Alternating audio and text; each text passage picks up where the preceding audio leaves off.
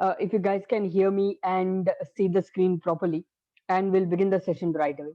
Oh, you guys can. All right. So perfect. So how many of you? I just want to point out beforehand. So since we are starting this session for the second round of TCS NQT, that is, you're gonna have. I believe every one of you do know this, that you will be having a face-to-face round within this, and in this face-to-face round you can expect questions from all the basic computing domains, including C++,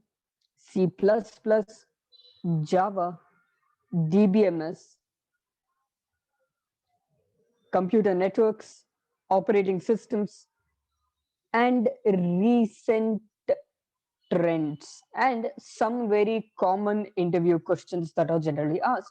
So we'll try to look at all or as many of these as possible to ensure that you guys are able to answer in the face-to-face interview very clearly towards all these concepts. Now, before we begin, I just want to ask one thing. How many of you have been a part of our sessions previously? That is, how many of you have taken up our entire technical sessions, that is 30 to 40 hours that we have taken up? Particularly those who haven't taken up, I request you guys to let me know if there are any. So that will give me a really good idea of how many have and how many haven't taken up these sessions so far. So I am able to see that everyone have stated that you have taken up the sessions. Then that's perfect. So our sessions will not be so difficult in that sense. So we can start with some basic interview questions that you may expect, and then we'll move ahead to the complex ones. And one thing that I would want to state right away to everyone, please note that this is a combination of HR plus technical interview.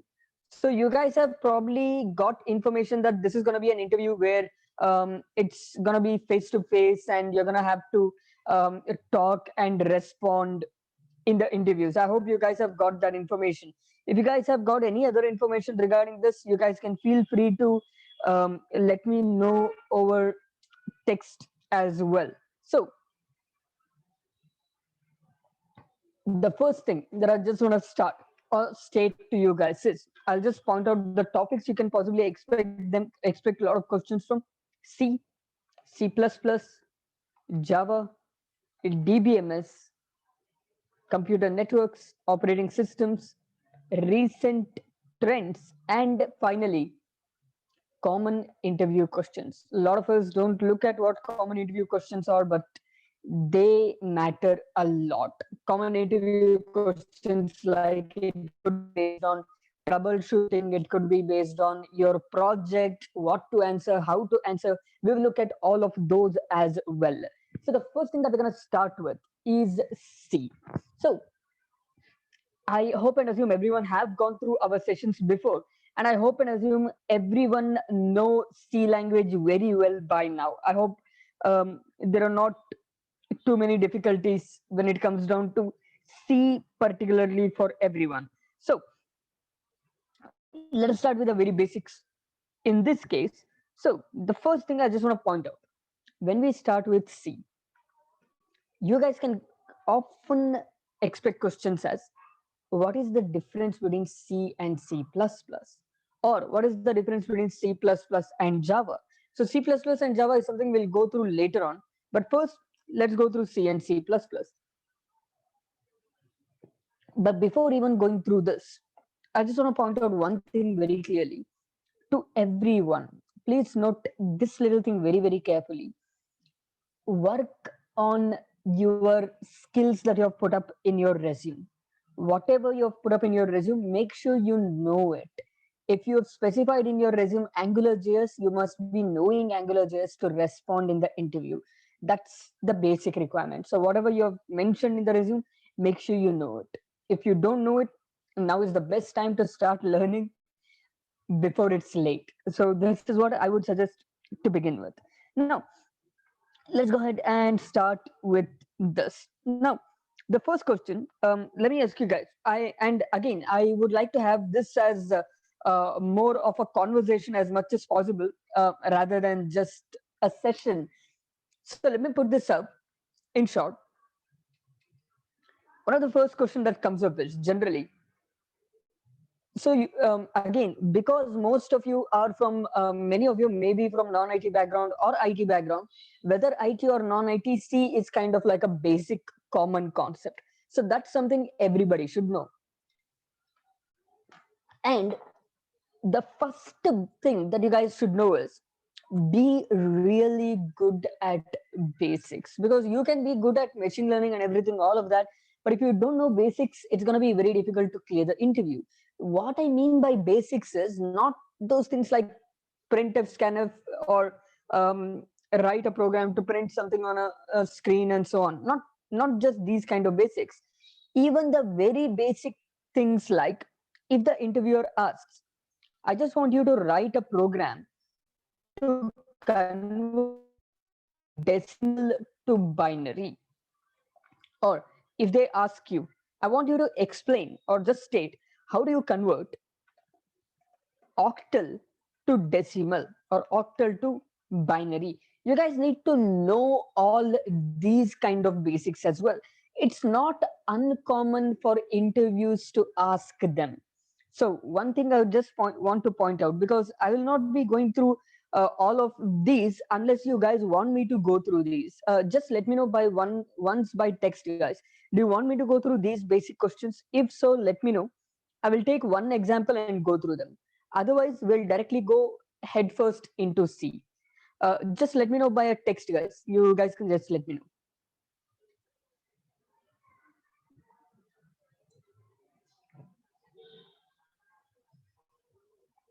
So I request you guys to just let me know if you need me to give you guys one example, just to go through this quickly, or if you guys are really comfortable with this, then you can just say, then you can just type in that case skip. It's up to you guys. You guys can type any of these, and I'll be going through the majority of your responses, because interviewers expect you to be really good at basics. If you're good at basics, they will assume that they can teach you anything on top of basics.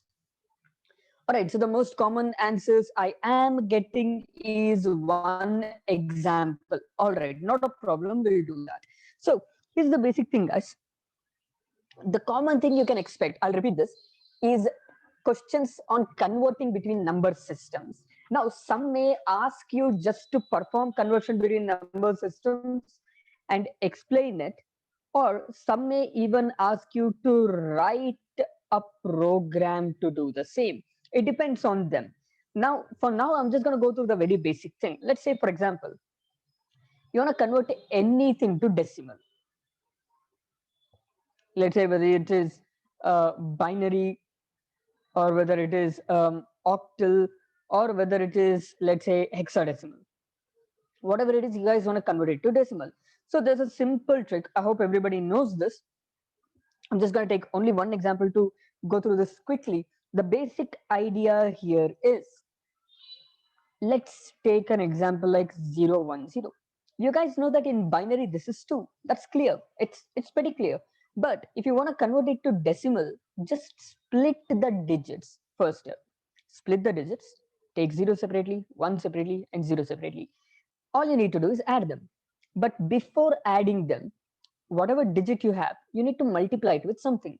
The rightmost is zeros or unit. So it must be multiplied by 2 power zeros. The second one is tens. So this must be multiplied by 2 to the power of 1. The next one is hundreds. In other words, that just take it up and multiply by 2 power 2. So just add the result. 0 into anything is basically 0. Again, 0 into anything is basically 0. We have one more value in between, that is 1 into 2 power 1. Anything to the power of 1 is the number itself.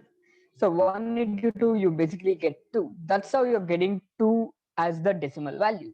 So all you need to do for this, whether it is binary or octal, if it's octal, let's say for example 012, take the same thing, 012, take the last one, multiply by 8 power 0, take the last second one, multiply by 8 power 1, take the final one, multiplied by 8 power 2, add the results. So anything to the power of 0 is always 1, so 2 into 1 will result with 1. 1 into 8 power 1, we know it is 8, and 0 into anything is basically 0, so you get 9 over here. Sorry guys, one small mistake. This is 2 into 8 power 0. Anything to the power of 0 is 1. 2 into 1 is supposed to be 2. So I'll just update this as 2. So this will give us 10 as expected. So this is basically how we do this. Now, if they ask you the logic to work through this in code, all you need to do is, do you guys want me to take the code as well? Quickly take the code example. We'll be able to write the whole program within 2 or 3 minutes possibly. Do you guys want me to go through the code? You guys can let me know if you're comfortable. Will not. If you feel like let's go through this once, I'll go through it. Not to worry. All right. Yes. All right. So the basic idea here is, let me just take a file and save it as code.c.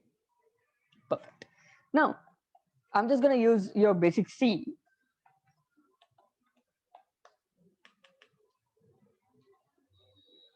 So all that we are doing here is just remember the basic logic. If you get to know this logic, this little idea, you can solve whether binary to decimal, octal to decimal, or hexadecimal to decimal.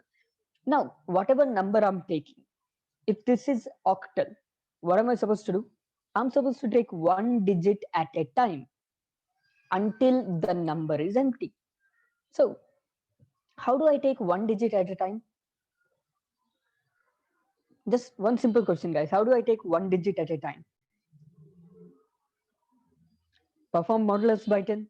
I hope everybody knows and remembers this example that we have taken long ago, that is either Armstrong number or something like reverse a number or whatever it could be. We generally take up the number whatever you have. When you perform modulus with 10, you get remainder. When you perform division by 10, you get the quotient. So that is exactly what we're going to do here. Take this one example, 1 to 7. Let's say this is octal. So I want to take the last digit. So I'm going to perform n mod 10. I'll get last digit 7. I want to get the rest 2 digits. To get the rest 2 digits, I'm just going to divide n by 10. I'm going to get the quotient, which is going to be 12. So this is something we know earlier. So the same thing is what we're going to do here. We're just going to read, let's take an integer n. We're just going to read %d, comma, %n. Once you have read the user input, all you need to do here is perform until the number becomes 0. Because take 1 to 7. Once you get the remainder 7, you get left with 12. Once you get the remainder 12 and you divide it by 10, you get left with 1. Once you get the remainder 1 and you divide it by 10, since this is less than 10, when you divide it by 10, you get 0. So until we get 0, we need to perform n mod 10. This is where we get remainder. And then we need to store n with n by 10. This is what we are doing to get each term, and that term is stored in remainder. Now, assuming this is octal, again, I'll just point it out. Assuming this is octal, you need a variable called power. Remember this, for the first value, or in our case, not the first value, the last digit, we need to multiply it with 8 power 0. For the second last digit, I need to multiply it with 8 power 1. For the third last digit, I need to multiply it with 8 power 2. So this power I'm increasing from 0 to begin with. So that is why in this loop, all I'm going to have is a variable called power equals 0. And this variable, we will increase by 1 at a time at the end. But before increasing it to 1, I need to perform 8 to the power of 0 multiplied by this remainder.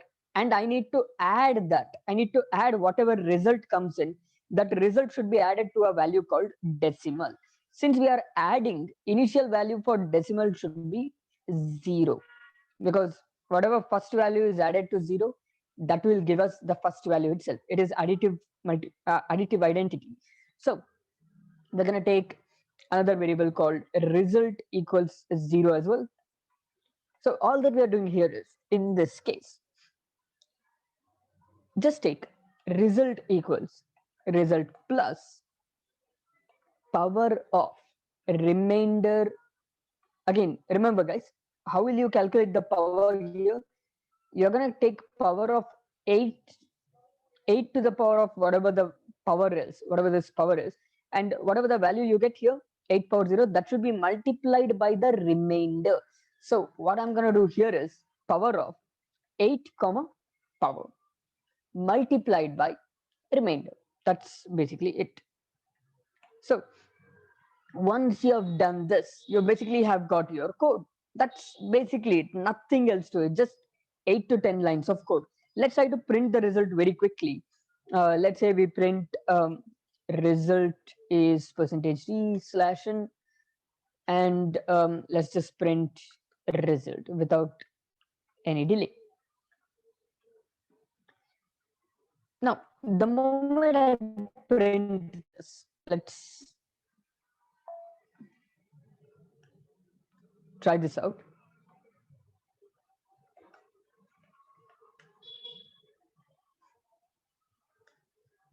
Okay, so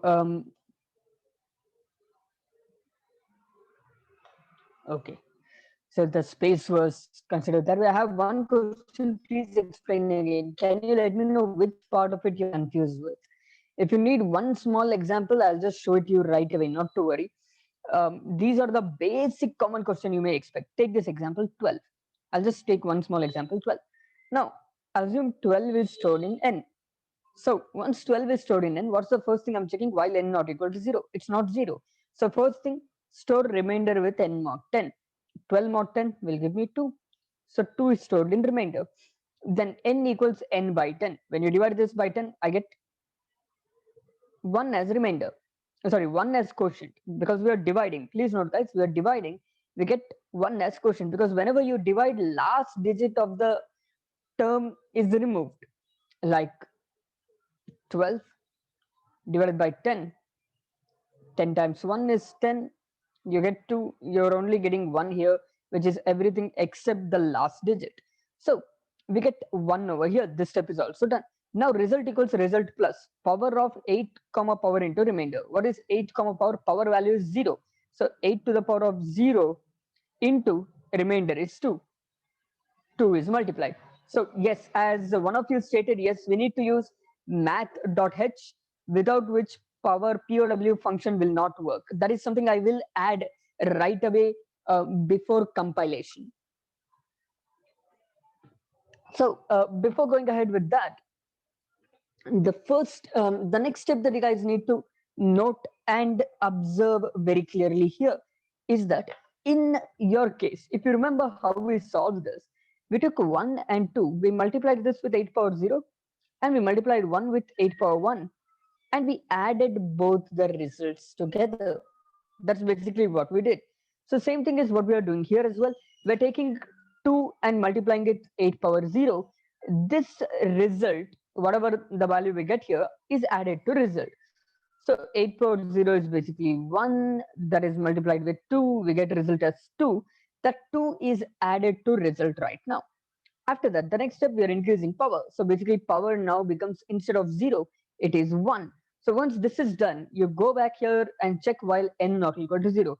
If you observe the value of n is 1, it is non-zero.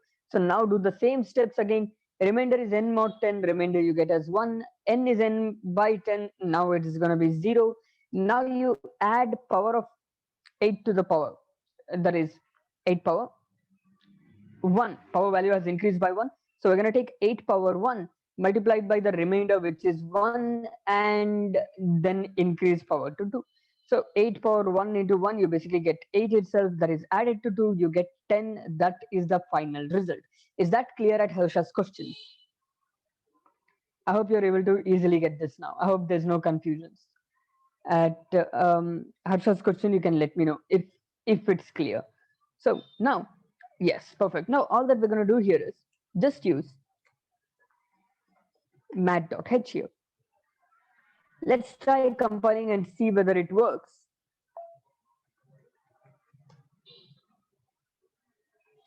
Alright, so guys, I need to use -lm since it is Linux, and I'm just going to use /a.out to execute. Let's say we give a value 12. I'm getting the result as 10, which is expected. So the only change you need to do in this code if you want to convert from binary is make 2 to the power. And if you want to convert from hexadecimal, however, hexadecimal is a different logic. I will not go through it for now, but just remember hexadecimal, A to F will also be there. So the input will not be a number. For hexadecimal values, input will be a string. So instead of doing while n not equal to 0, you need to take each character of the string from right to left and figure out whether they are a number or they are an alphabet, and then perform calculations. So you probably won't expect such a big code when it comes down to this. You may expect a simpler coding question when it comes down to these kind of interviews. So that's why I'm just taking this up. But if you guys want, I would request you to try this out, check how exactly this little program works. Now, let us move ahead from this. I hope this is simple and clear. Now, let's move ahead from this very quickly. I'm just going to point it out as this is octal to decimal. So followed by this, the other way around you can expect the questions is to convert decimal to something else. We got to know how to convert any other particular number system to decimal. Now let's try decimal to other number systems. At Hauser's question will begin. Let's go through the major important questions through this. We'll begin through everything. We have lot of concepts even on data structures, algorithms, everything that will be covered in our sessions. Not to worry, we'll be covering even those. All right, those come under generally common interview questions, troubleshooting, data structures. If you would like, I would specify them in the order where I'll be teaching them to you guys. So here you will have data structures and then algorithms. Both will be learning separately because both are not the same. And then troubleshooting questions followed by common interview questions. Now let's go ahead from this. Now that we got to know a couple of basic questions very quickly, let us move on, because we've got so much of advanced stuff that is most commonly asked to cover. Now I hope you guys know how to convert decimal to any other number system as well. So if you want to convert any decimal number like 10 to octal, all you need to do is just divide it by 8. That's basically it. Just divide it by 8.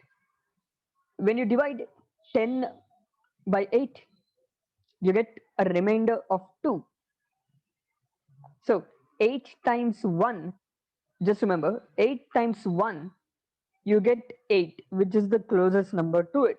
And the remainder you get is 2. So this order you have to take it from, that becomes 12. Similarly, if you want to convert it to binary, take the same 10, divide by 2.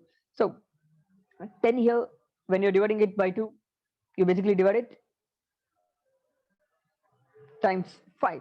But you can't do that when it comes down to binary, because in binary you need to follow slightly different steps. So the basic idea, I'll just point this out. Here's the simple thing. I have a couple of questions before I go ahead, because I keep getting distracted by questions. Let me answer them by the time. Yes, it's not a problem. You can have C and Python in your resume. There's no problem with it. Whatever language you put up, here's the thing. You have cleared previous rounds. You have cleared aptitude, technical, verbal rounds. You have cleared all of these.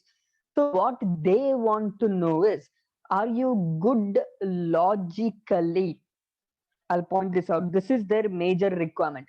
Are you good logically at whatever programming language you have specified?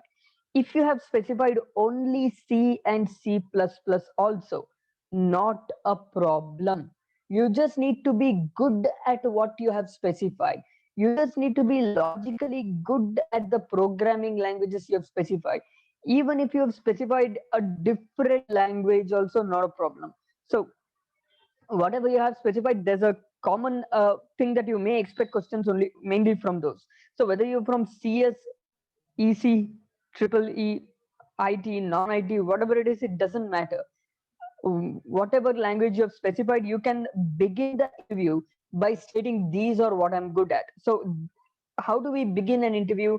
What is the first question that you are asked? How do you answer these? All of these, I will take them up in common interview questions, because whether you get any questions on these or not, you're definitely going to get common interview questions without a doubt. So that is something we'll be covering further on in time. So there is no problem if you have written only one language. If you know more languages, you can explain that, because the first question they will ask is, tell me about yourself. So you can explain about what technical skills you have when you talk about yourselves. Like, these are the languages I'm good at. I'm good at Golang. This is a project I've done. Whatever you have done, you guys can explain. So that is where you can even state things that you haven't written in resume. That's not a problem. So that's something we'll focus on ahead in time, not to worry, because by the time I assume some of you will be learning a lot of new things here as well. So you can answer accordingly over there. We'll make sure to do that. So going ahead from here to the next point, please observe this, guys. We learned how to convert any number system to decimal. This is done. Now, if you learn from decimal to any other number system, then that's basically it. You're done with the whole conversion, because you can convert any number system to any other number system using decimal in between. So decimal to any other number system. Let's take 127 for instance. If I want to convert this to octal, I'm supposed to divide it by 8. So however you divide it by 8, you're supposed to write your remainder here. Now let me just ask you guys, do you guys know how to do this? If you guys know how to do this, I'll move ahead over to the next part, or if you guys want me to take one example, we'll take it up and go ahead.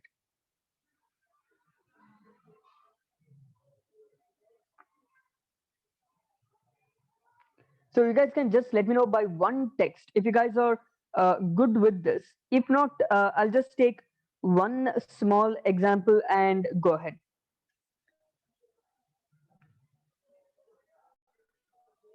So I just request you guys to just specify it. Okay, most of you are stating that you guys need one particular example. All right, not a problem. So here's the basic idea. So I'll just point this out in short. By the time I have a couple of questions, let me just answer them very quickly before going ahead.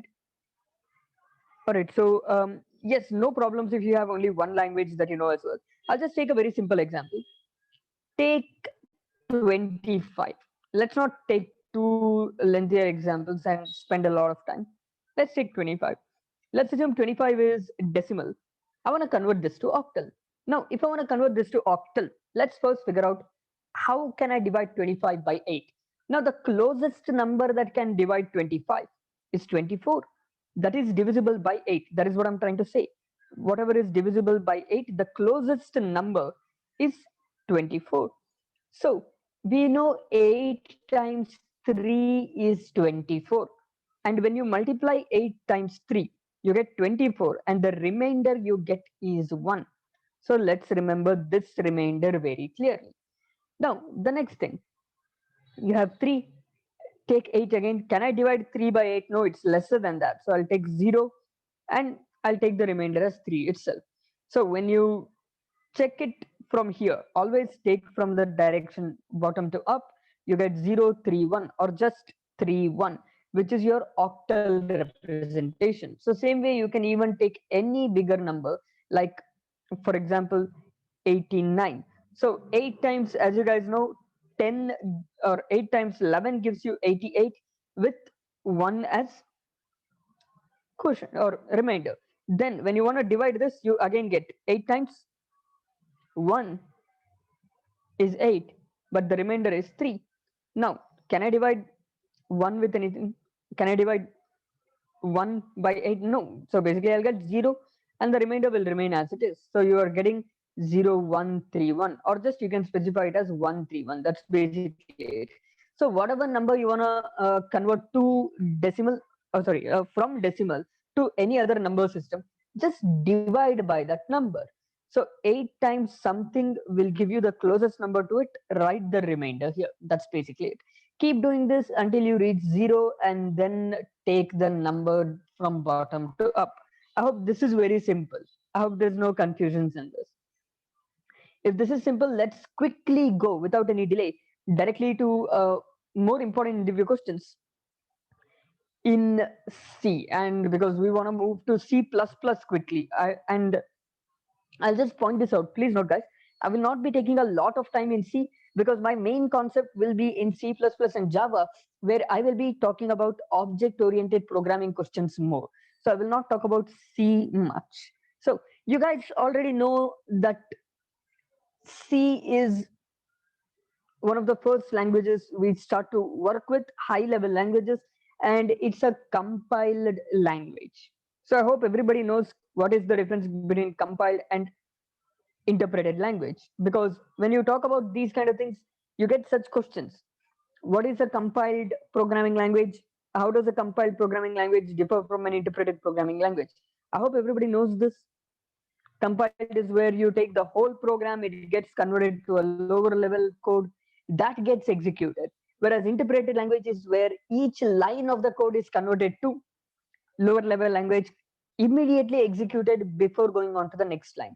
So if you guys know about this well, then there is no problem. If you guys don't know about this, please let me know. I'll explain this in short under a minute before going to the next part. Now, compiled languages are C and C++.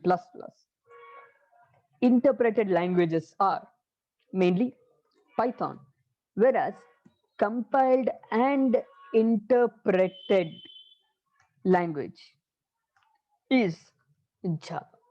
So just remember this for now. C and C++ are compiled languages. They get entire file gets converted to a source code which then executes. Whereas Python, each line gets executed each line one at a time. Whereas Java is a combination of both. How is it a combination of both? I'll explain that over time. But for now, just remember this. So going ahead from here, now let us quickly go through the very common things you can expect in C. So you guys remember storage classes in C?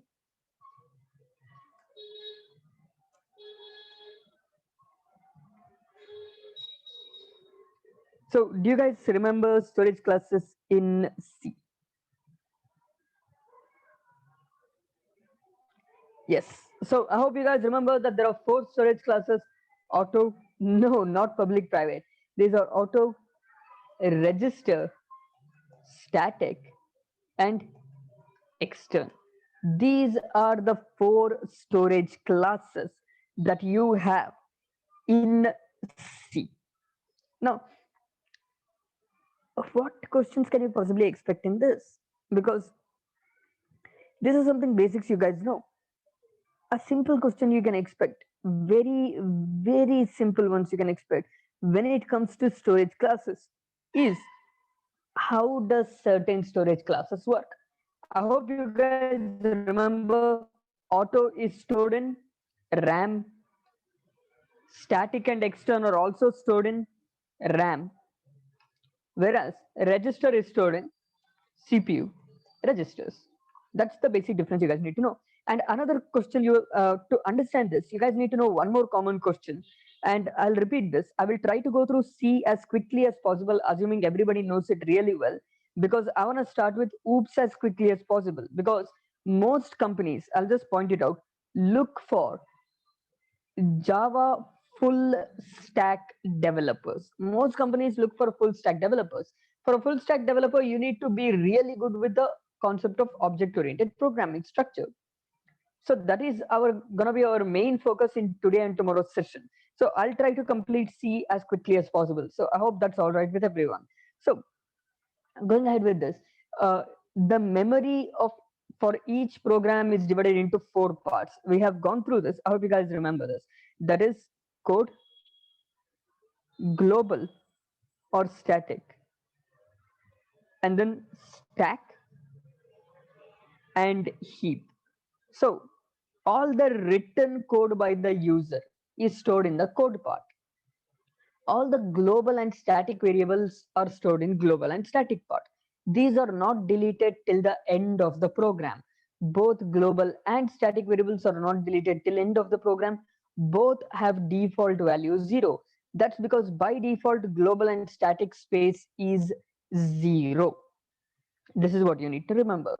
Then comes stack, where all your local variables, all the local variables, followed by all the function call, everything is stored. And heap is where all your dynamically allocated memory is stored. Now, why did I bring this up? Because here, of all the storage classes, auto and register are stored in stack, because auto storage class, register storage class are created within a set of brackets. They are local variables, they are stored in stack. Then static variables are stored in global or static part of the memory. Where are external variables stored? I just want to ask you guys this question before giving you the answer. Where are external variables stored?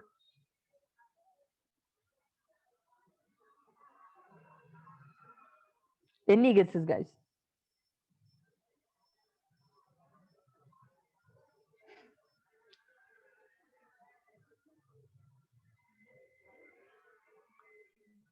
All right, so I'll just point this out. Auto and register are both stored in stack. Static and extern are both stored in global space of a program, because static and extern both are not deleted until end of the program. Both basically are available throughout the program as well. So this is the basic difference you guys need to know. So there are common questions where you're asked like in which memory, in which part of memory of a C program is static variable stored, or in which part of program is our external variable stored. So these are some basic things that we really need to know. And I hope you guys know and remember, if they ask, can you change the value of a static variable? Can I not? Can I change the value of a static variable?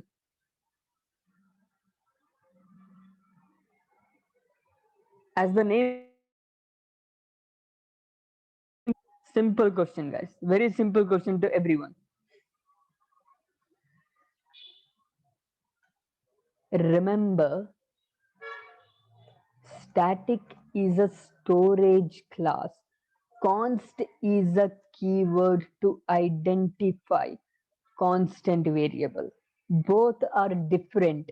Please don't ever confuse these two. In interview question, if you ever get a question, can I change the value of a static variable? Don't ever say no, like you guys said now, like some of you guys stated now. Static is a storage class which has a different meaning. Const keyword, if you put up a variable like this, const int a equals 5 or 50, now you cannot change it. But if you make it static, you can change it. Please note this difference very, very clearly. So I'll just point out a couple of rules so that you guys can directly state in interviews, because many students go wrong in this. Many go wrong, particularly in this basic concepts, that is storage classes. So just remember, auto storage class, they're stored in RAM and they belong to stack part of the memory. Registers are stored in CPU registers. They also belong to stack part of memory. But remember, they're not stored in RAM. They're not stored in RAM. So you can't access address of them. You can't access their address because they're not stored in RAM. If they're not stored in RAM, do they belong to stack part? That's one question I'll leave to you guys. It's not asked often, but it's kind of like a brain teaser. I'll leave to you guys to see. if you can find out the answer. So static variables is where you guys need to know very clearly. They are, I'll just point out a few rules. Default value as 0. They have the default value as 0. So if you declare a variable and if you don't initialize a static variable, it's 0 by default. But if you declare a non-static variable, it's not 0, it'll be always garbage value. These are some little things that you need to know. So when they ask you what do you know about storage classes, just be like auto storage class, they're stored in RAM, they're stored in stack part of the memory, and their default value is garbage value if we don't initialize. Registers stored in CPU registers, static or global, and their default value is 0 as well. But remember one thing, static are not global variables. Global variables are the one you declare before main. Static variables are the one you declare in any particular function. You must declare static variables within a function. So the other rule is static variables are not deleted until end of the program. So static variables are accessible only within their scope. So these are a couple of things you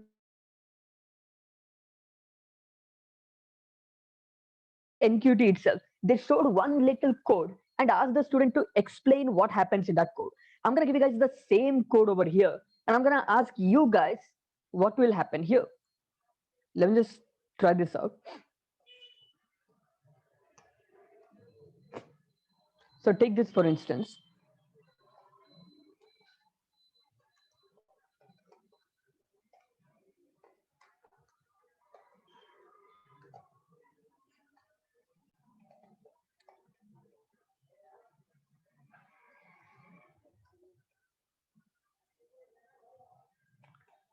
I'll just take the numbers as 5 instead. So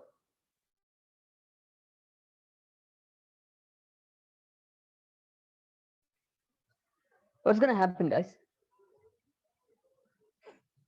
Very simple question. All that we are doing here is calling function twice.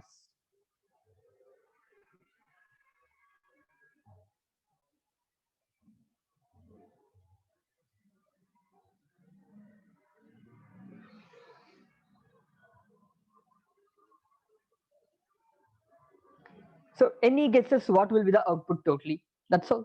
That's all I'm asking. This exact question, but maybe different numbers, but this exact question was asked. The numbers could have been different, but the question is basically the same.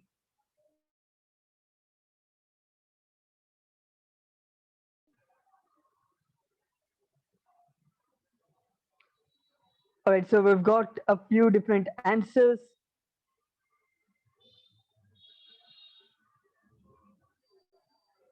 All right, so I've only got one correct answer so far. That's not a problem. Let's quickly try to learn how this works. I'm not going to take too much time, don't worry.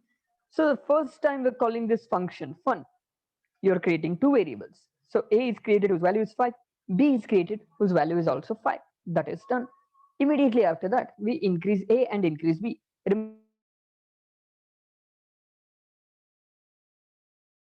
When both increase, the value of both variables become 6. After this, you're printing A and B. So the output you're going to get is 6 followed by 6. This is for the first time the function is called. Pretty clear, no doubt. Now, after this, the bracket gets closed. Now remember, anytime you close the bracket, all variables declared within the brackets are supposed to be deleted. So this int a equals 5, whatever was there, which is updated to 6, it's deleted now. But remember, static variables don't get deleted. Static variables are not deleted until end of the program. So this static variable remains in your code. It's not deleted till end of the program, which is close bracket of main. So it goes back here, goes to call the function next time. The function is called for the second time. It creates a variable a whose value is 5. It tries to create a variable called b, but remember, since it is static, we had already called this function before. this variable b already exists. It's not deleted. Since it's not deleted, it remains as 6. So in the next step, when you increase a whatever is here 5 becomes 6, and b whatever here is 6, it becomes 7. So you get the values as 6 followed by 7, which is what is printed here. So the output is 6 6 followed by 6 7.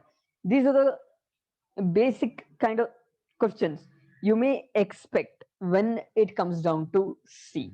So one thing I just want to state is make sure you are ready for these little questions, because what I'm seeing here is that unfortunately many of you are going wrong within this. I will suggest one little thing, so that everyone make sure to practice whatever we had learned long ago in our sessions earlier, so that will help you for most of the interviews. So I have one question: static variables or reflect all the changes?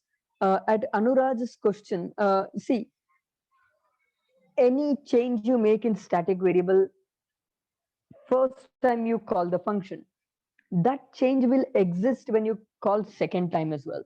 Whatever changes are made in second time the function is called, that change will exist third time also, because for each set of brackets there is only one copy of static variables. Static variables don't have multiple copies. There are no 4 5 6 7 variables, or 4 5 6 7 static variables. There is only one static variable per set of brackets, and it is not deleted till the end of the code. So I hope that's clear. So any change you make, it will reflect even in the second time you call the function. So that is why I say they are not deleted until end of the program. The only difference between static and global variable are static variable will specify within the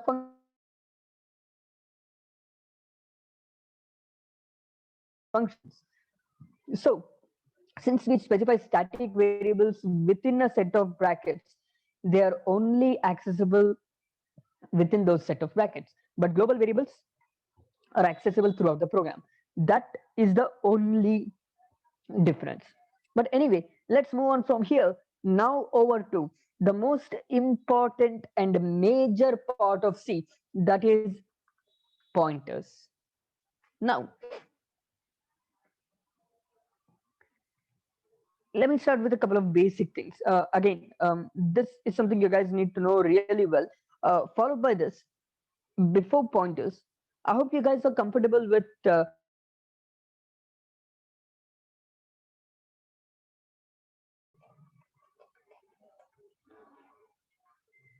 do let me know just once by text, guys. If you're familiar with them, then not a problem. Let's not worry about it, because that's also a common question that is asked. If you're not familiar, I'll just take a minute to go through them.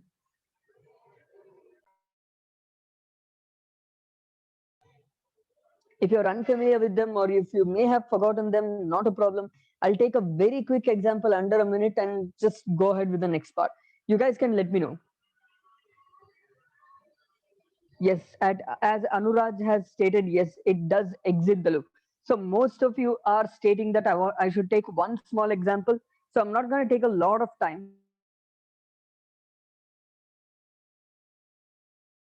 Guys, let's say I'll just take int I, and I'll just take very quickly for I equals 1, I less than equal to 10, I plus plus. Now you guys know this goes from 1 to 10. When I print percentage %d slash n comma I, it prints 1 to 10. That is pretty clear. We have no doubt about it. So when I compile and execute, I'm getting 1 to 10. Now, here, let's say I print something else called um, as just a line here to show the difference between each of these. So let's just try this. So I'm getting 1 to 10 followed by these particular lines. Now, come from break and condition. All right. So here's the basic question. They will just show you one small code, and they will ask you what exactly happens here when you use break and when you use continue. They will just point to this out. they'll state if the first line has a condition with a break, what will happen? If the first line has a condition with continue, what will happen? That's all, nothing else. So I'll just give you guys one example. If I give if I double equal to 5 and if I give break, you guys know break will exit the closest loop, not the condition, but the closest loop. The closest loop to break is here. This loop should exit. When I is 5, it should exit for loop. So after printing 5, since I will be 5, it will not go for the next line. It will directly exit the loop. So here when I execute it, the moment I is 5, it immediately exits. The next line is not printed. However, instead of break, if I just use continue, instead of exiting, it will just move to next iteration. That's all. When I is 5, it will skip all the statements ahead of it. Remember, until the for loop bracket ends, it will skip all the statements and directly go to increment. So when I is 5, this particular line will not print. For other lines, this line will print. Continue means it will skip all the statements and directly go to increment. So when I compile and run this, for 5, it's not going to print the line with dots or with hyphens. So this is something very simple about break and continue, which you can expect as interview questions often. I'm just pointing out the basic questions that you can possibly expect from here. Now, let's not worry about these anymore. All the basic things we are basically worked with, we are done with. Let's directly go for a few complicated common interview questions that we get from advanced part of C, that is pointers. Now, I hope everybody knows pointers very well. One of the first questions you will expect is, what is address arithmetic? Or you can also ask us, pointer arithmetic. So you guys know this? What is address arithmetic, pointer arithmetic? Or again, as always, do you guys need one example also? Feel free to let me know, guys.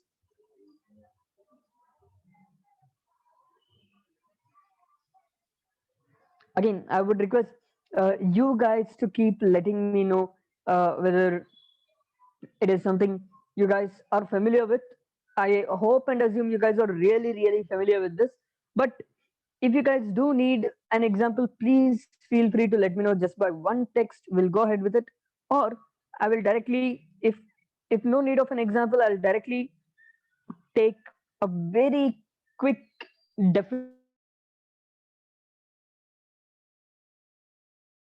need one example. All right. See, guys, if you remember, do you guys remember that we have learned something that all arrays of pointers, you guys remember this? All arrays are pointers. I hope everyone remembers this. So, considering that all arrays are pointers, let's observe just one little thing over here. Now, consider you have an array. We know it's a pointer basically. We already know that. So let's take an array of, let's say, 5 elements as always.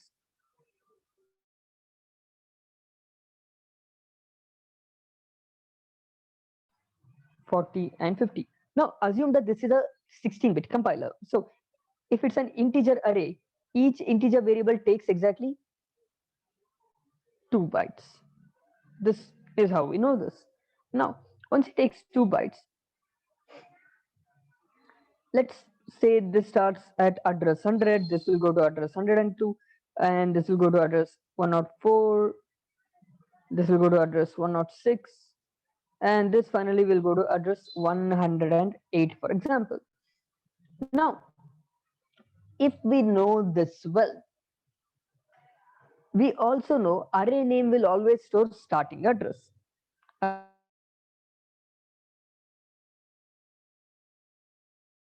What is address arithmetic or pointer arithmetic? Whenever a constant is added or subtracted with an address, the address is multiplied with the, sorry, not the address, sorry guys, the constant, just one mistake, the constant is multiplied with the size of data type of address. This is the basic idea. So whenever a constant is added or subtracted with an address,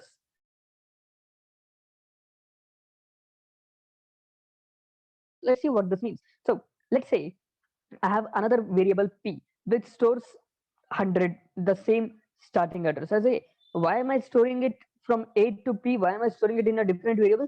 Because array name is a constant. I cannot change it. Remember, array names are constant. You can't change them. So if you copy it to another variable P and you add P equals P plus 1, will you get 101? Because P value is 100. This 100, when you add with 1, you will not get 101. Instead, you will get something else. That's because whenever you're adding a constant to an address, what is P storing? P is storing an address. In this address, you have a value 10. So this is an address. P is storing an address. Since P is storing an address, that address, when it is added or subtracted with a constant, the constant is multiplied. Let's multiply the constant with something.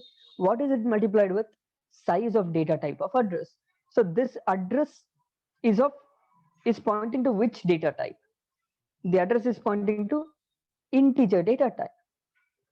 The address, as in, this is a pointer which is storing address. So if the pointer is of type int, like if you declare it as int star p, the pointer is of type int. So what is the size of the data type of the address? P is of type int. Size of int is 2 bytes. So since size of int is 2 bytes and that int is the data type for this pointer, we're going to take that 2 and multiply with the constant. So now we get 100 and 100 plus 2, which is basically 102. That is how when you add 1 to the address, it will directly go to next element, not the next address as 101. This is called pointer arithmetic or address arithmetic, and this is the basis on which array indices works. So just remember guys, all array indices work on this basis only.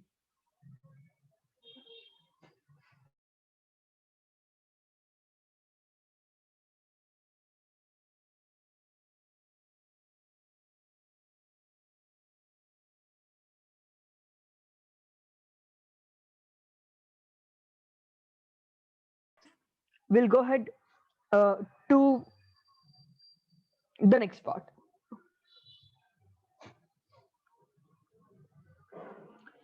At Sampriti, I hope it is clear now. Please do let me know. Also at Magesh and Harsha and at Chakri, I hope it's clear to all of you. Please do let me know once. If this basic concept is clear, let us go quickly ahead to a few more concepts, because I want to go through the major important concept for us, that is C++ and Java. That is mainly OOPS, as quickly as possible. Now, since we know this, all right, perfect. Now that is clear.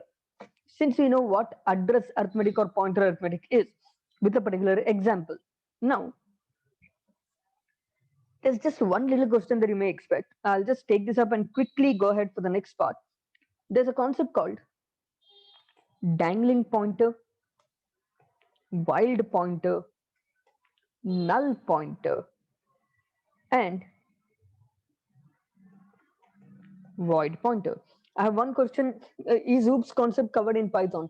See, if you're learning Python, if you're specifying Python as well, there are a couple of questions you may expect, particularly in Python, that is on your data structures of Python.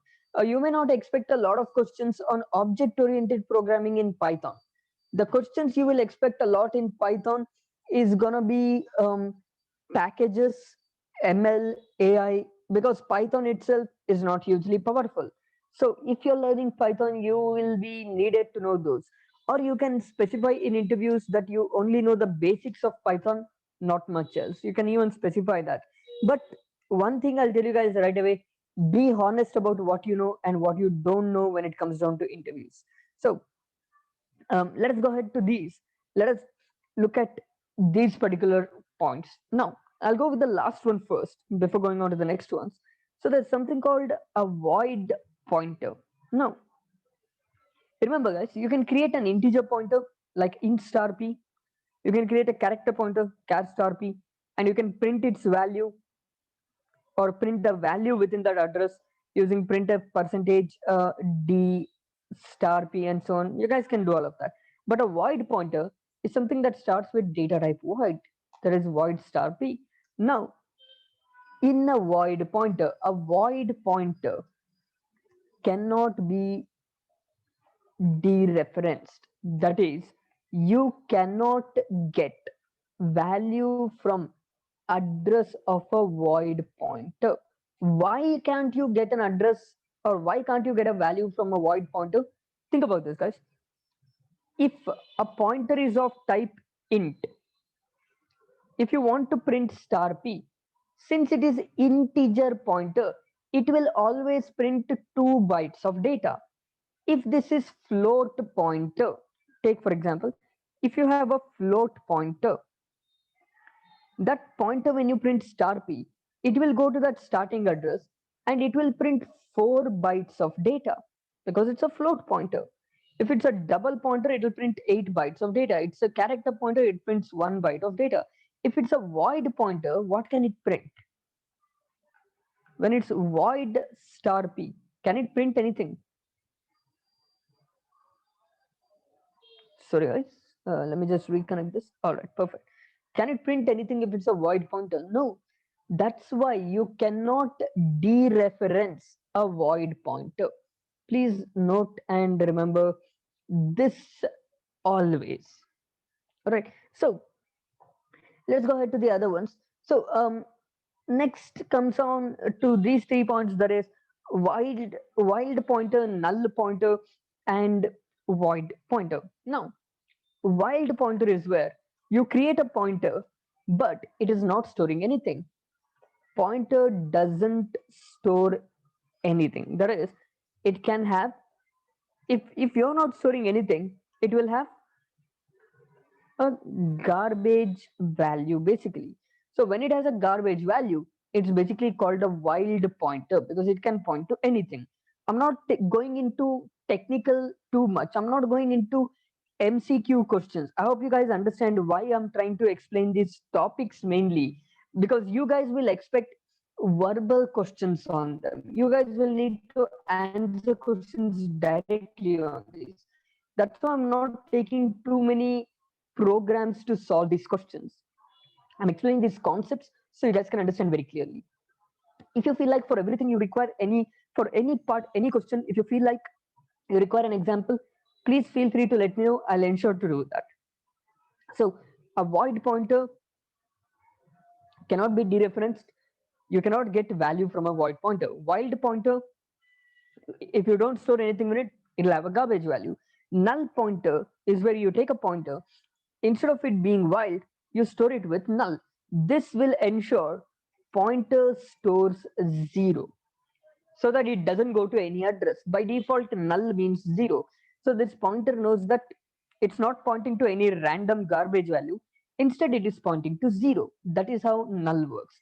Then dangling pointer is where any dynamically allocated pointer or dynamically allocated memory freed becomes a dangling pointer. For example, I'll just show this with one example.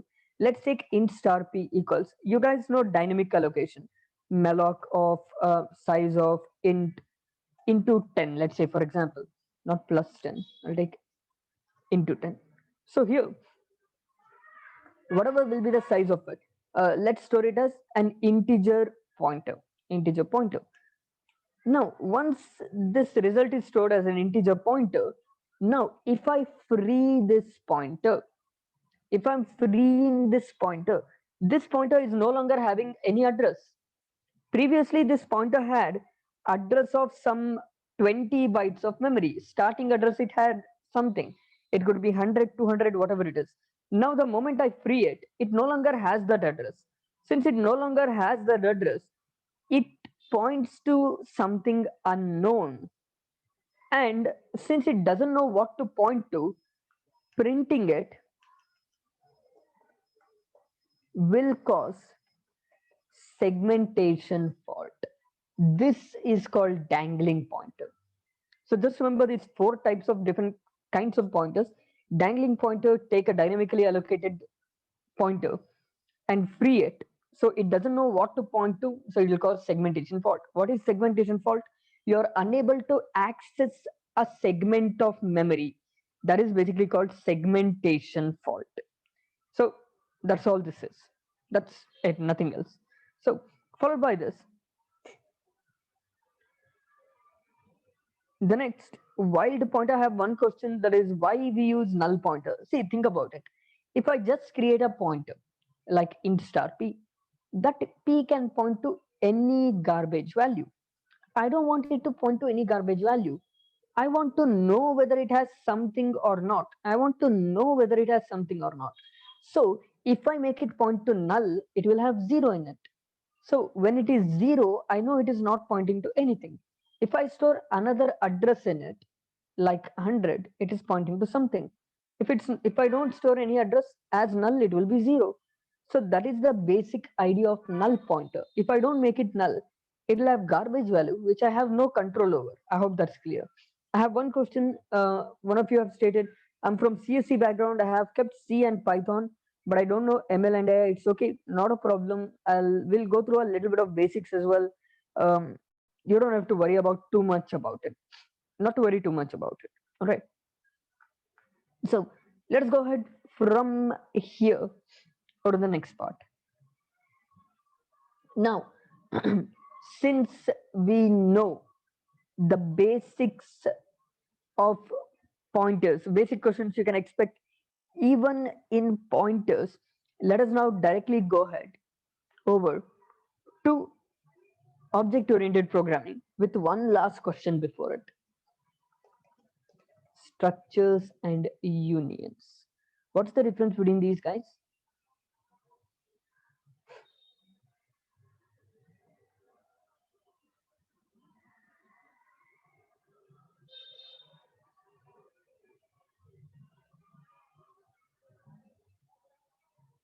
Both are user defined data types. Absolutely correct. Structures and unions are user defined data types, where in structures you have all the variables of a or all the members of a structure variable point to different memory locations, whereas here in union all the members of a union variable point to same memory location. I hope everybody knows this. I don't have to go through within this. I don't have to go explain this in detail. If you guys really need me to, please feel free to let me know. But I hope everybody knows this clearly because we have worked through this a lot. So shall we directly go ahead for the major part, that is object oriented programming? Shall we directly go ahead with C++?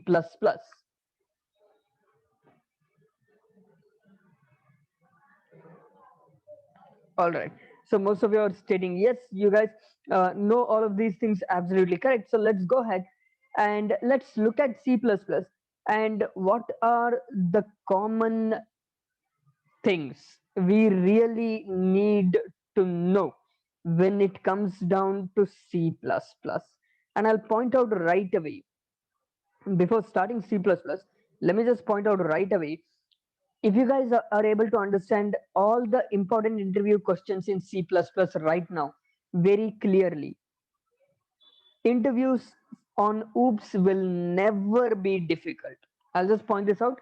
It will never be difficult. Right. So first, let's start with the basics.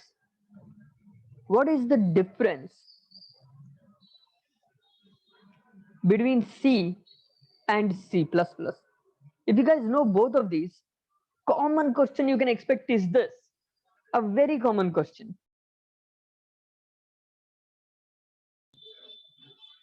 To answer this, can I just say C is a subset of C++? Can I say this? Or can I also say C++ is a superset of C? Because C++ was built on top of C. So it has all the features of C and more. So it's basically a superset of C. So it has more features than C, which include, which particularly have abstraction, inheritance, polymorphism, all of these things. I hope you guys know that you have, and of course, encapsulation. So these are where you guys can expect a lot of theoretical questions with examples. Probably questions with examples is what you may expect within this. So that is what we will look at to understand. And also one more thing you guys need to know is that C is a procedure oriented language. What about C++, guys?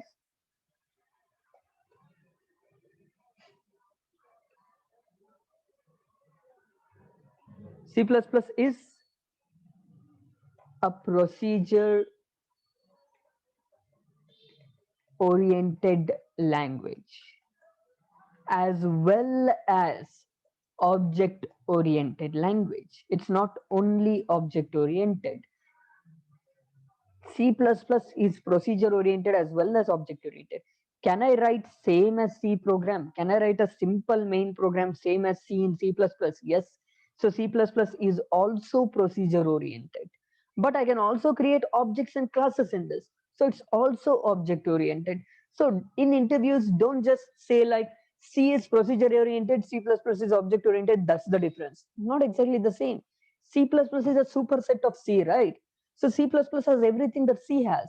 So if C has procedure oriented language, C++ also has it.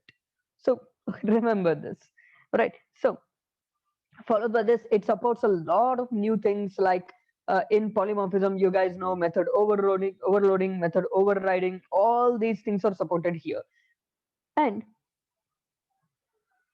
one thing you guys need to make know from here is C++ has a lot of new keywords, like constant common keywords like,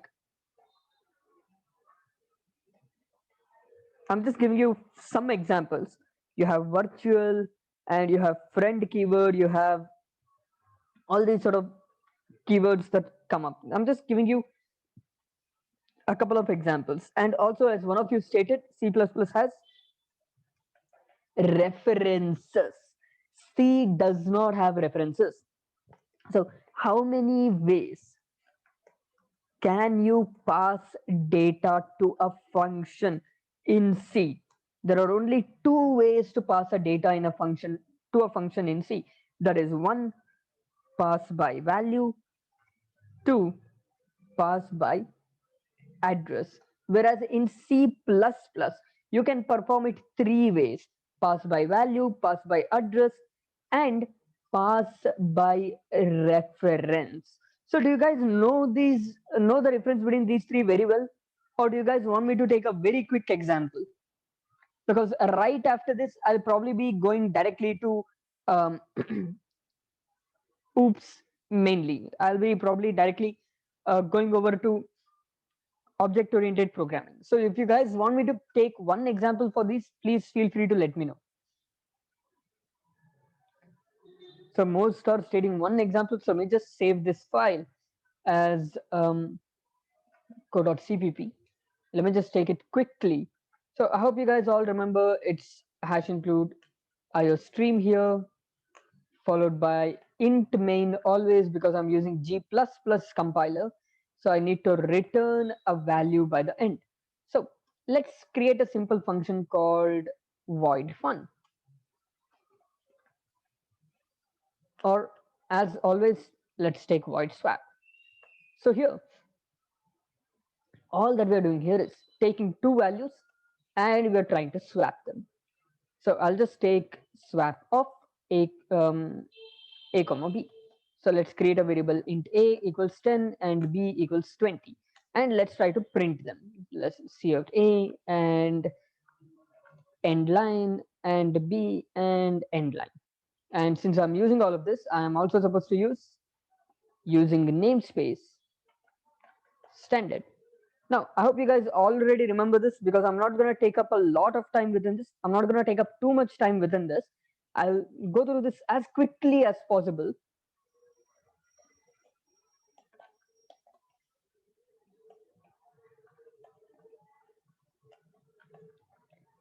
Now, I hope everybody remembers this. Again, I'll repeat this. I'm not going to take up a lot of time within this. So I have one question. If I give examples in by Python in case of oops, is that okay? Not a problem. See, the main thing is they're looking for your logic, your logical ability. But if you're looking through Python, you need to know that there are differences between C and C++ and Python. In Python, whenever you have classes and objects, you need to send a parameter called self without which it won't work. So you need to understand how this self works, and the concept of all inheritance, the concept of all of these work differently in Python than in C or C++. If you're comfortable with all of those, then you can give example through any language you feel like, never a problem. So that is what I'll be pointing out to. So again, I'll point this out. In Python, please don't use it to study oops. That is not the programming language to study oops for. All right, object-oriented programming is mainly studied in C++ and Java for a reason, to develop apps like these. Python is more often than not used for your other purposes, which we will go through in detail. For now, just remember these to begin with. Now, let's go ahead here and go for the major part of this as quickly as possible before we go on to object-oriented programming, because I want to get this done as quickly as possible. So here, guys, in main you have two variables a and b. You're sending them and creating two new variables a and b. Here, remember, this is int a, int b. So two new variables are created here. So the value of a, 10, is copied here to a new variable a. Value of b, 20, is copied here to a new variable b. So there are two values here, that is 10 and 20, that are copied here to two new variables a and b. So since you're copying values, it's called pass by value. That's basically it. So these a and b are different, this a and b are different. Any changes you make will not reflect here. I hope that is simple and clear. Now, pass by value was this. Now, going ahead, the next thing is pass by reference. I have one question. Then what if they ask oops concepts, because I know C and Python.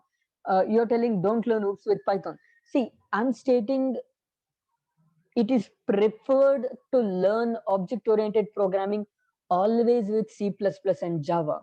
It is preferred.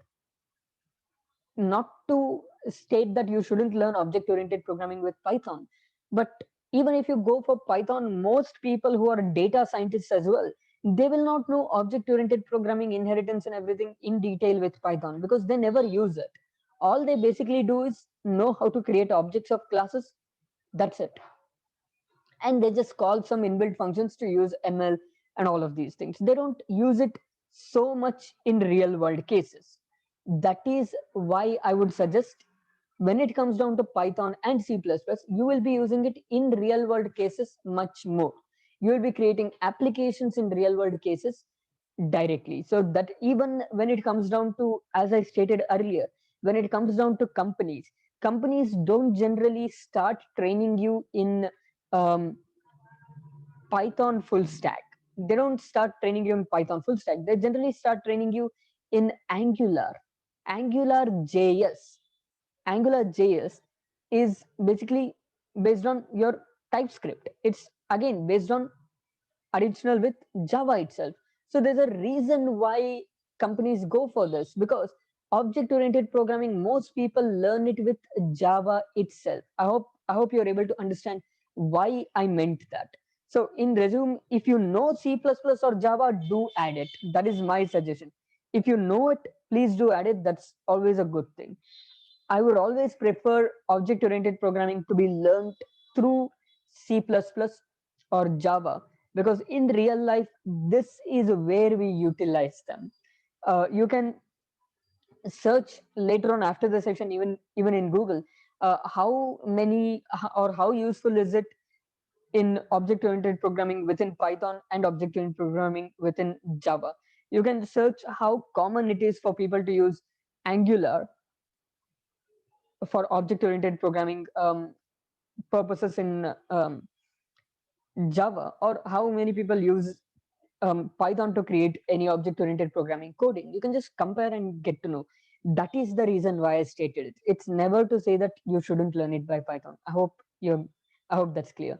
So once pass by value is clear, now let's go for pass by address. When you go for pass by address, you're sending address of the variable, and we already know addresses of variables are supposed to be stored in pointers, so we store it in pointers here, and temp also I'll take it as a pointer. Now when you do this, I'm not going to go in depth within this. I hope everybody knows this. I'm just giving you guys a small revision of this. So here, let's say A is storing the value 10, B is storing the value 20. Let's assume A is in a memory location 100, B is in a memory location 200. So 100 and 200 or what are exactly sent over here. So here the pointer A will store the value 100. Here the pointer B will store the value 200. So once this is done and you perform this swapping, what okay sorry guys, one small mistake, I'm supposed to use star everywhere. What we are performing here is swapping of the values within these addresses. Values within these addresses point to 10 and 20, which get swapped. If they are swapped, you will also see the swapped result in printouts in your main program printing statements. So this, as we know, is your simple pass by address. But in C++, there's a new thing called pass by reference. You guys need to know references are just alias names. That's all, nothing else. So references are just other names for same variables. That's it, nothing else to it. So if I have a reference variable, like if I have a variable int a equals 10, and if I have a reference variable int ampersand b, I hope everybody remembers reference variables begin with ampersand. This is not valid in C. This is only valid in C++. All right. So when you create a reference variable here and store it with a, remember one more thing. Reference variables can only store values of other variables. Reference variables cannot store constants. That will give you an error. Reference variables are variables which refer to other variables. So A here stores 10, B here is a reference to A. So B points to same address that A is pointing to. So if you update B, A will also be updated. If you update A, B will also be updated. Those are called reference variables. They're just other names for same variables. So in short, reference variables point to same address as original variable. They cannot store constants,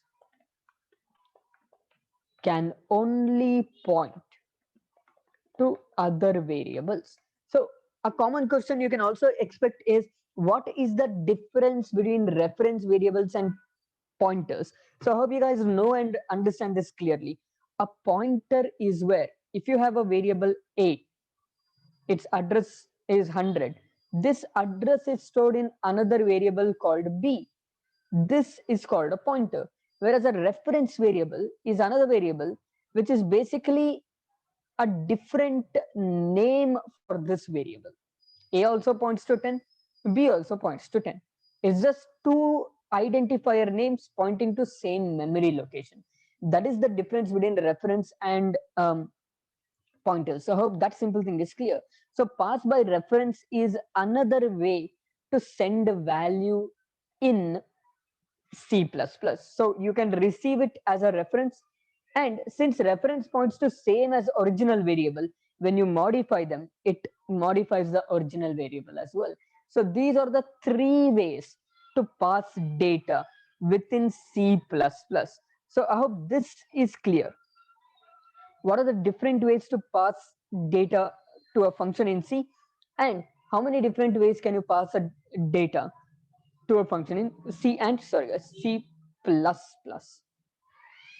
So I hope this is simple and clear to everyone. Followed by this, now we can begin with the next, that is important part that we're going to start with from C++ as well as Java, that is object oriented programming, where we will learn the following concepts, that is called class, object, abstraction, encapsulation, inheritance, data binding, and polymorphism. So all of these concepts we're going to learn through. Now, let me ask you guys, do you guys remember everything we learned about these from our previous sessions? One simple question to everyone. Do you guys remember everything that we have learned about all of these from our previous sessions? If you guys do, then we'll directly go on for questions you can possibly expect. If you guys don't, then I would need you guys to work through some basics. Can you guys just let me know a simple response, whether you guys remember this well, or whether you guys need to go through this. If you need to go through this, what I would suggest is please revise on them today. Please make sure to revise on them today so that you guys get to practice these up really well. So some of you have asked me to go through a little bit of basics on object-oriented program. One thing I'll tell you guys, I'll just give you guys one small example, not a problem, but I want to teach as many interview questions as possible. And this is where I will state, you guys need to know basics, because what I want to do is, in the time that we have, 1.5 hours a day, I want to cover more interview questions rather than basics. So one thing I'll request from everyone, can you guys revise on the basics of classes and objects by tomorrow? Can you guys revise the very basic concepts of classes and objects by tomorrow? I will also begin with a little basics. I will also give a little brush up, a little refresh of the same concept I will provide. Do not worry. It's not that I will directly go to advanced concepts. Do not worry. Wherever you face problem, I will explain basics as well. You don't have to worry at all. But I prefer you guys to do a little homework on this. Can you guys do this by tomorrow? Because I want to take up everything within object-oriented programming tomorrow. Yes, all right. So please do this by tomorrow's session, guys. I've put up the concept names. All these concepts, just go through the basics of them, just very basics of them. We'll go through all common interview questions they will ask based on this. Common interview questions on constructors, on destructors, on STL, on classes, objects, on all the things like friend functions, everything I'll explain in detail. Just go through the very basics of classes and objects. What is a class? What is an object? How does it work? Just learn this much. That'll be enough. So please go through that, guys. I'll just share the link for today's content over here for your reference. So I have one question. Shall we have to know some real-time examples? No, I will provide them. I will provide real-time examples completely from tomorrow's session. for each object-oriented programming concept, I'll be providing real-time examples because that is asked in interview. As you have stated, it is correct. It is asked in interview. I will provide all the real-time examples, not to worry. Just know basics, that is enough. So please go through this link, guys. Please practice up well, and we'll catch up in the next session. So today was only the basics. We started with the basic interview questions that you may expect from C up to C++. In the next session, we'll go through more and in depth within object-oriented programming. So I hope you guys had a good time. I hope you guys find it useful. I hope you guys don't have any issues whatsoever and find that yes, these 90 minutes spent on a constant basis with me to learn for TCS NQT are worth it. For any queries, any thoughts, any feedback, whatever it is, since it's the first session of ours for NQT, please feel free to let me know over chat if you guys feel like I should go faster, should go slower, should go through different topics, whatever it could be. Please feel free to let me know. I will ensure to do that, guys.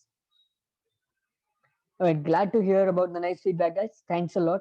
We'll catch up in the next session, guys. Have a good night. And please practice and just revise only the basics of classes and objects. All right. Thank you, guys.